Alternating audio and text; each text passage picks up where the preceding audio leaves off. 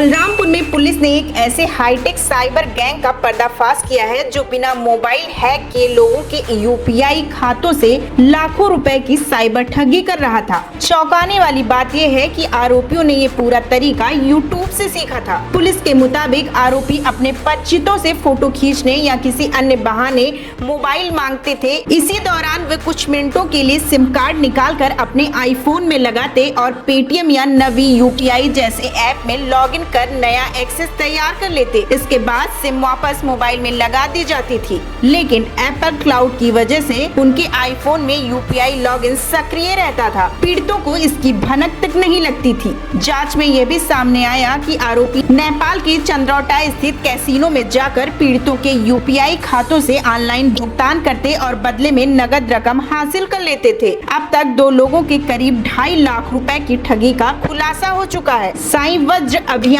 के तहत पुलिस ने एक युवक और 2 बाल अभिचारियों को गिरफ्तार किया है। उनके कब्जे से 3 आईफोन, 1 एंड्रॉइड मोबाइल और 24,000 रुपए नगद बरामद हुए हैं। पुलिस अब गिरोह से जुड़े अन्य मामले और संभावित पीड़ितों की जांच में जुटी है। उतरौला से एक साइबर फ्रॉड का मामला है, क्या मामला? जनपद बलरामपुर के थाना उतरौला में 3 शातिर अभियुक्तों को गिरफ्तार किया गया है जो कि साइबर फ्रॉड का काम करते थे। और इन लोगों ने ये साइबर फ्रॉड का काम अभी यूट्यूब के माध्यम से, जो इनसे पूछताछ में तथ्य निकल के आए हैं उसके मुताबिक यूट्यूब के माध्यम से सीखा है। इन्होंने आईफोन में सिम डालकर, दूसरे किसी का सिम डाल के उसके यूपीआई को एक्टिवेट कर लेना और आई क्लाउड में वो सिम निकालने के बाद भी वो यूपीआई एक्टिव रहता है, उसको कैसे एक्टिव रखना है ये इन्होंने सीखा।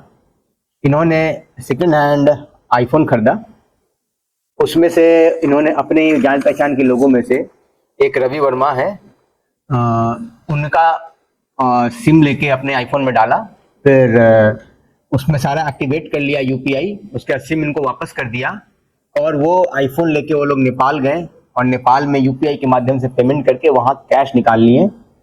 इस अकाउंट के लिए उन्होंने ये घटनाएं 2 बार की थी।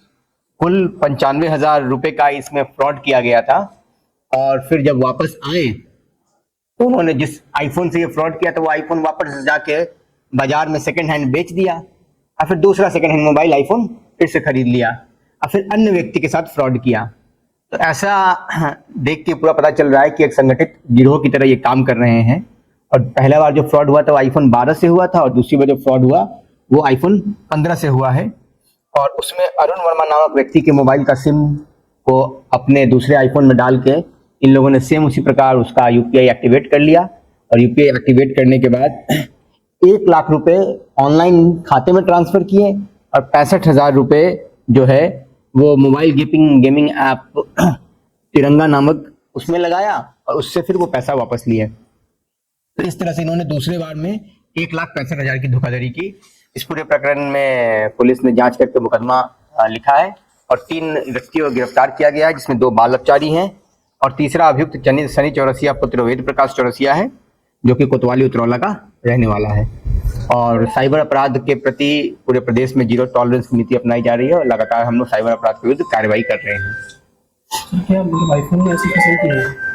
अब इन्होंने पूछताछ में एक चीज बताया है, अब हम लोग इसकी समीक्षा कर रहे हैं और हम लोग इसके संबंध में सारे साक्ष्य इकट्ठा करेंगे। इस घटना से जुड़े हुए सभी जिनके साथ ये घटना हुई है वो सभी उतरौला के हैं या पूरे जनपद में? उधर नहीं, उधर के ही है। ये अपने पहचान के लोगों के साथ ठगी करते हैं। अपना मोबाइल आप किसी अनजान को नहीं दीजिएगा।